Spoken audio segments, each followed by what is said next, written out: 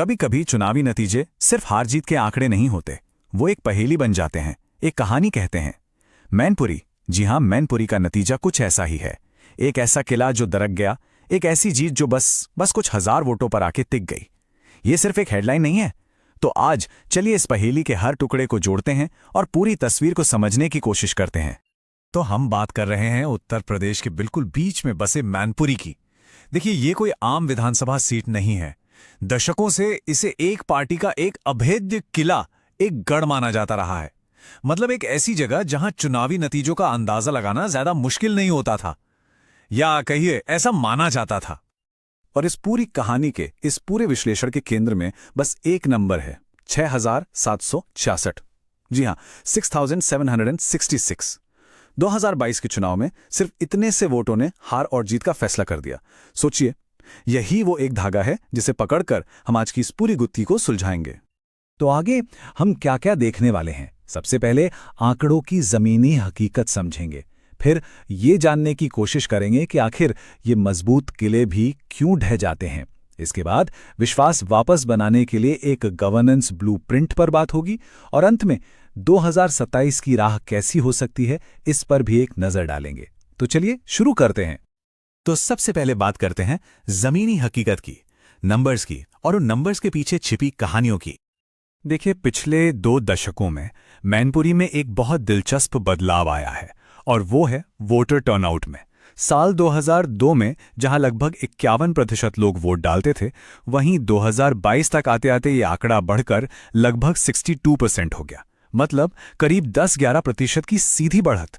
अब ये सिर्फ आंकड़े नहीं हैं, इसका सीधा मतलब है कि मैनपुरी का वोटर अब पहले से कहीं ज्यादा जागरूक है, ज्यादा सवाल पूछ रहा है, और उसकी उम्मीदें वो भी पहले से कहीं ज्यादा बढ़ गई हैं। अब जरा 2022 के नतीजों पर नजर डालते हैं।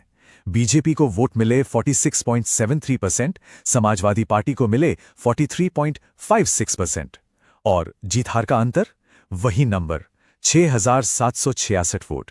सिर्फ 4.18% का मार्जिन। मतलब मुकाबला इतना ज्यादा करीबी था कि आप अंदाजा लगा सकते हैं कि एक एक वोट की क्या कीमत रही होगी। तो सवाल उठता है कि यह हुआ कैसे? यहां एक बहुत ही इंटरेस्टिंग बात है। अगर हम 2017 से तुलना करें तो सपा और बीजेपी दोनों का ही वोट शेयर बढ़ा है। जी हां, दोनों का। सपा 38% से बढ़कर 43% पर पहुंची, लेकिन बीजेपी ने 34% से छलांग लगाकर लगभग 47% पर पहुंच गई। मतलब दोनों आगे बढ़े, पर बीजेपी की रफ्तार कहीं ज्यादा तेज थी, और बस यही जो अतिरिक्त बढ़त थी, यही उन्हें जीत के पार ले गई।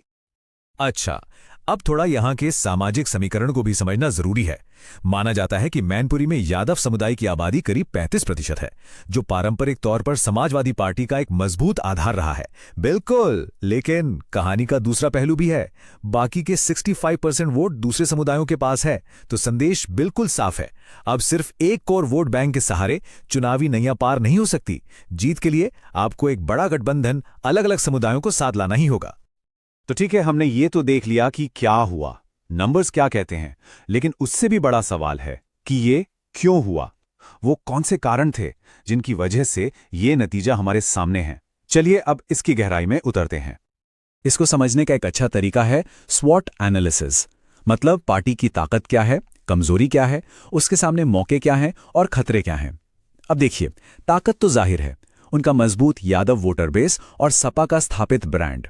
लेकिन कमजोरी, 2022 में सीट हार जाना और उम्मीदवार की छवि पर उठते सवाल। मौका यह हो सकता है कि बीजेपी के खिलाफ कुछ एंटी इनकम्बेंसी हो, पर खतरा भी उतना ही बड़ा है। एक तो बीजेपी का पूरे प्रदेश में बढ़ता हुआ मोमेंटम, और दूसरा बीएसपी या आप जैसी पार्टियों का वोट काटना। ये सब मिलकर मौके को खतरे में बदल सकते हैं। अब चलिए इन कमजोरियों को जमीन पर उतार कर देखते हैं, वोटरों की नजर से। ये जो आप देख रहे हैं, ये एक तरह से मैनपुरी के वोटरों की शिकायतों का हीट मैप है। मतलब कौन सी समस्या उन्हें सबसे ज्यादा परेशान कर रही है। और देखिए, लिस्ट में सबसे ऊपर क्या है? सड़क, बिजली, पानी और सिंचाई। ये बुनियादी जरूरतें हैं। ये सिर्फ चुनावी मुद्दे नहीं हैं, ये लोगों की रोजमर्रा की जिंदगी से जुड़ी परेशानियां हैं, उनकी तकलीफें हैं। और जब लोगों की ये शिकायतें दूर नहीं होती, तो उसका सीधा असर उम्मीदवार के रिपोर्ट कार्ड पर पड़ता है। इसे हम 3 पैमानों पर देख सकते हैं: ट्रस्ट, वर्क और इमेज, यानी विश्वास, काम और छवि। जो विश्वास 2017 की जीत के वक्त था, उसमें थोड़ी कमी आई। काम को लेकर भी लोगों की राय मिली जुली थी। कुछ लोग खुश थे, कुछ नाराज। और जहां तक छवि की बात है तो सपा के वारिस वाली इमेज एक दो-धारी तलवार की तरह है। एक तरफ ये वफादारी पैदा करती है तो दूसरी तरफ ये परिवारवाद का आरोप भी साथ लेकर आती है। तो अब तक हमने समस्या की पड़ताल की, उसकी जड़ों को समझा। अब सबसे जरूरी सवाल पर आते हैं कि आगे का रास्ता क्या है। जो भरोसा थोड़ा कम हुआ है उसे फिर से कैसे बनाया जाए। इसका जवाब राजनीति में नहीं बल्कि गवर्नेंस में छिपा है। तो ये है 2027 में वापसी का एक संभावित ब्लूप्रिंट जो 5 स्तंभों पर टिका है। पहला, लोगों की बुनियादी शिकायतों को सबसे पहले दूर करो। दूसरा, उनकी आजीविका पर यानी रोजगार और किसानी पर फोकस करो। तीसरा, ये सुनिश्चित करो कि सरकारी योजनाओं का फायदा बिना किसी भेदभाव के सही व्यक्ति तक पहुंचे। चौथा, उम्मीदवार का जनता से सीधा जुड़ाव हो और ये जुड़ाव सिर्फ चुनाव के वक्त नहीं बल्कि लगातार बना रहे। और पांचवा, आज के डिजिटल युग में अपनी बात को सही तरीके से लोगों तक पहुंचाना। ये पांचों मिलकर ही भरोसे की एक नई और मजबूत नींव तैयार कर सकते हैं। और इन पांचों में से भी सबसे पहला और सबसे अहम कदम है शिकायतों का समाधान। मतलब उन मुद्दों पर पूरी तरह से ऑब्सेसिवली फोकस करना जो लोगों की रोज की जिंदगी में तकलीफ दे रहे हैं। सड़क, बिजली, पानी।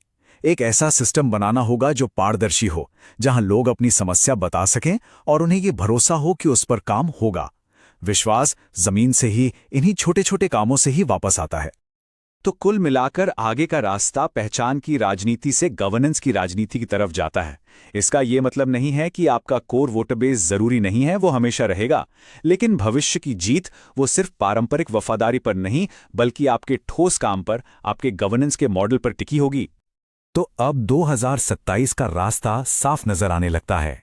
ये सिर्फ एक और चुनाव नहीं होगा, ये मैनपुरी के लिए एक तरह का चौराहा होगा, एक मोड़ होगा। और ये सिर्फ जनता के लिए नहीं बल्कि पार्टियों के लिए भी एक चुनाव होगा कि वो कौन सा रास्ता चुनना चाहते हैं। और अगर इस पूरे विश्लेषण को एक लाइन में समेटना हो तो वो ये है कि मैनपुरी का वोटर अब किसी से स्थायी रूप से बंधा हुआ नहीं है। वो परफॉर्मेंस को इनाम देता है, और जो आत्मसंतुष्ट हो जाता है, जो ये मान लेता है कि वोटर तो हमारा ही है, उसे वो सजा भी देता है। आज का वोटर बहुत ज्यादा समझदार है। और अंत में बस एक सवाल जो हर किसी को, हर नेता को खुद से पूछना चाहिए कि अगर सत्ता का असली मकसद लोगों की जिंदगी में तरक्की लाना नहीं है तो फिर इसका मकसद है क्या? इस पर सोचिएगा जरूर।